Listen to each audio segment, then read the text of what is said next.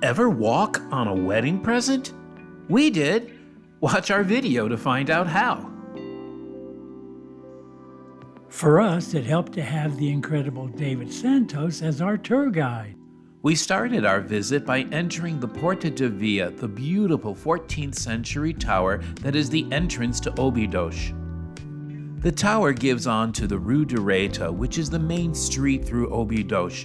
It leads from the tower directly to the castle and is lined with colorful shops. And be sure not to miss the colorful and charming side streets, which are also filled with shops and restaurants to enjoy. I am just really obsessed with this gorgeous bougainvillea plant here on the side of this restaurant. It is gorgeous. On our way, we passed by the charming Tour de Manège, one of the most photographed sites in Óbidos. The Church of St. Mary has a long history on this site, dating back all the way to 1148, but the church that you see here was mainly started in 1535 after a devastating earthquake, and the famous blue and white azulejos tiles that you see were actually started in 1680 and are one of the jewel highlights of Óbidos.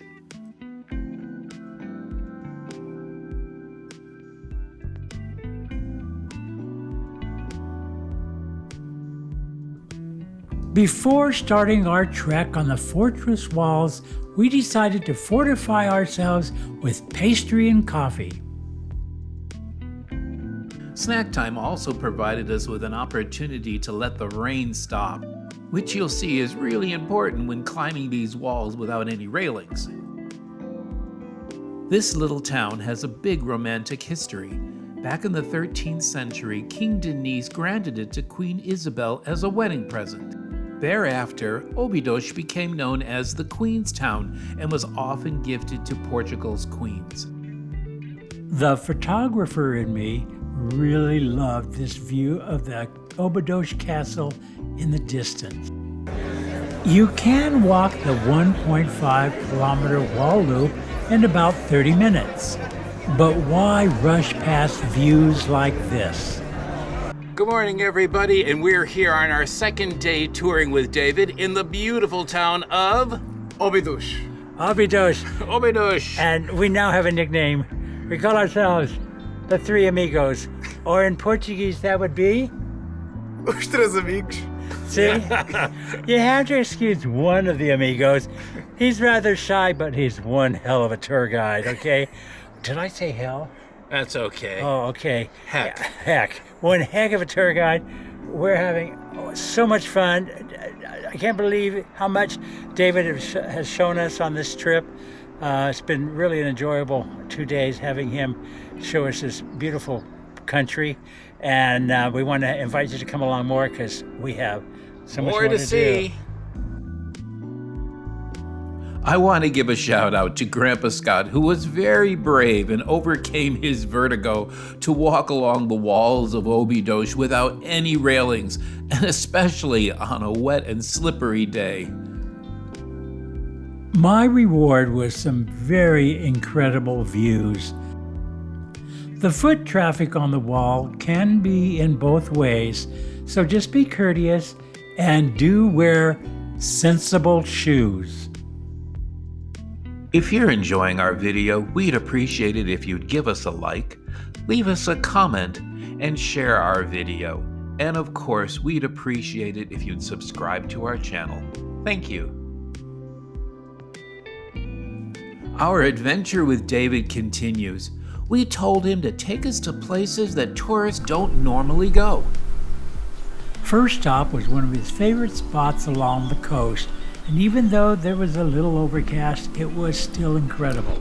It is just amazing how clear the water is. You can see all the way down to the bottom there. It's so peaceful. The wind is just blowing a wee bit. Wow. Gotta thank David for bringing us here. It's one of his favorite places and definitely could become one of ours. Dotted throughout the countryside in Portugal, you'll stumble across these abandoned and derelict castles that no one really knows the history about.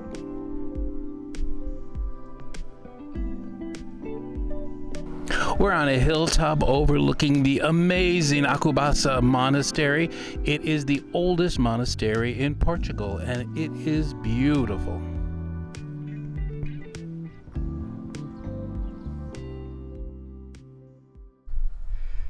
The first king of Portugal, in 1153, donates all these lands, back then a huge portion of Portugal, what Portugal represented, to the French Cistercian monks.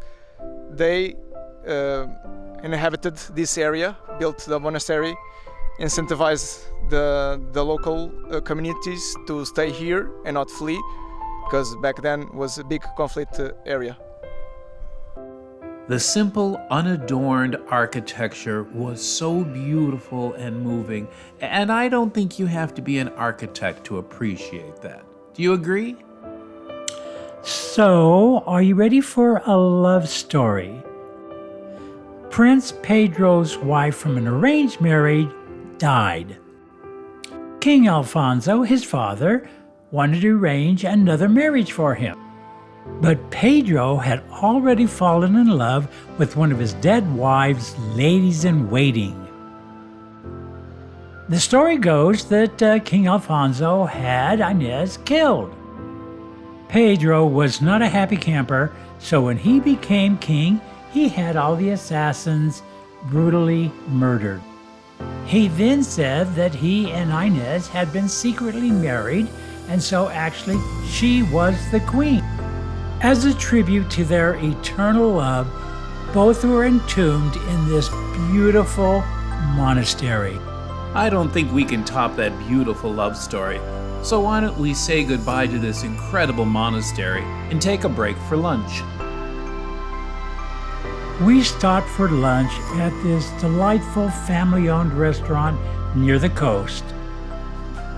As in all of Portugal, the food was wonderful, it was plentiful, and it did not cost an arm and a leg. And as David was driving, we got to wash it all down with cervezas. For our last stop of the day, David took us to see the Grutas de Mira de Aire, which translate into Caves of Look of Air. We climbed down 600 stairs into this amazing site that we have never heard of. It just goes to show you that having a local guide can give you insights to areas you might not ever have seen. This cave system is the largest in the country and is noted as one of the 7 natural wonders of Portugal. The cave system extends over 11 kilometers through underground limestone rock, although only a portion is open to visitors. What we really enjoyed about this adventure was that the crowd was not that huge. The rock formations were just incredible to see. We also enjoyed the way that the cave system was lit. Enough light so that you could see things, but it wasn't obtrusive. Some of these stalagmites and stalactites were just huge. So often it's the unexpected things you find on a trip that make it so memorable.